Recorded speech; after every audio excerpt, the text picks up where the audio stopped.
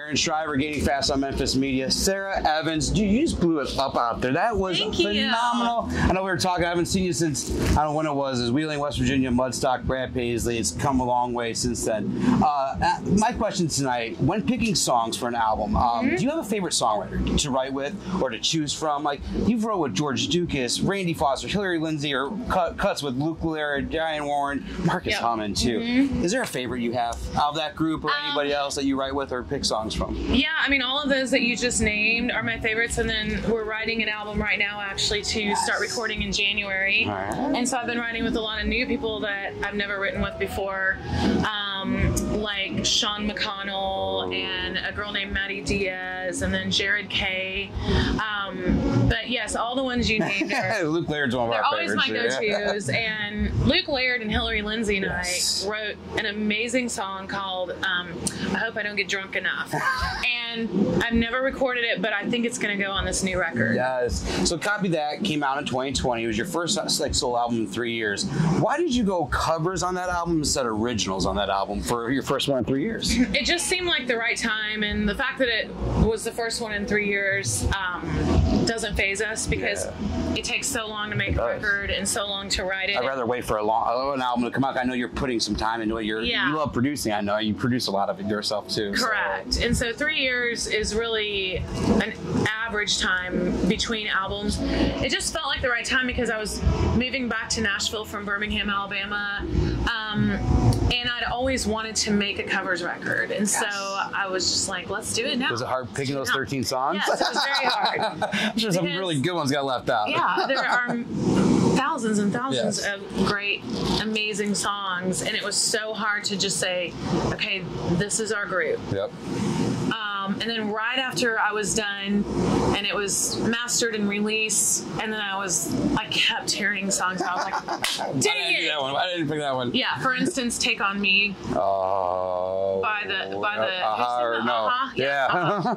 Yeah, so I was like, why did I miss that? So we're big fans of Closet Chaos. We loved Brad Paisley, Ashley McBride ones. If there was a guest, living or dead, that you could have on this, who would you pick? John Mayer. Hell yeah.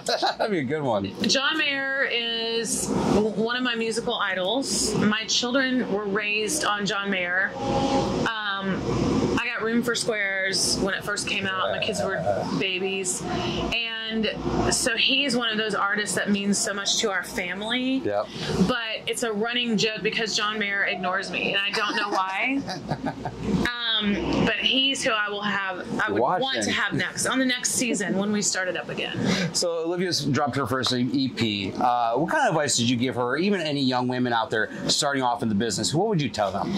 Well, she grew up watching me do this. She grew up on the bus. The advice has always been to Olivia to believe in herself, and she knows she's a great singer. She was just born with the chops. She killed it out there tonight. She's beautiful.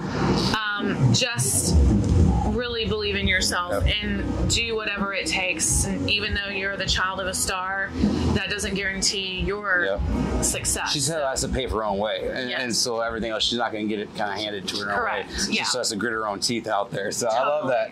What does the rest of the year look for? You said you're running an album. You're going to be touring some more. What does it look like for you? On the road, like all the way till the end of the year. We have a huge Christmas tour. We're going to the UK at the end of August, and then just shows. I think we're going to end up doing about 90 shows this year. So that's always give those guys a call. Everett, I think their name is. Bring them out with them. No, I love those guys too. Well, we're big fans. Yes, I saw that. So that's why I love. We're big fans of Everett. They just turned 40 like a month ago, and they played my birthday party. So that was awesome at Live Oak in Nashville. We had them out. Appreciate that. Yeah. So, but yeah, definitely, I love seeing them with you. And before we wrap up, we always like to pull a card out of our sponsor thing. So, what was your worst workplace experience? I lived in Oregon for about 3 years, and my ex-sister-in-law and I got a job working at the cannery. You know what a cannery is? I mean, it's self-explanatory, but anyway.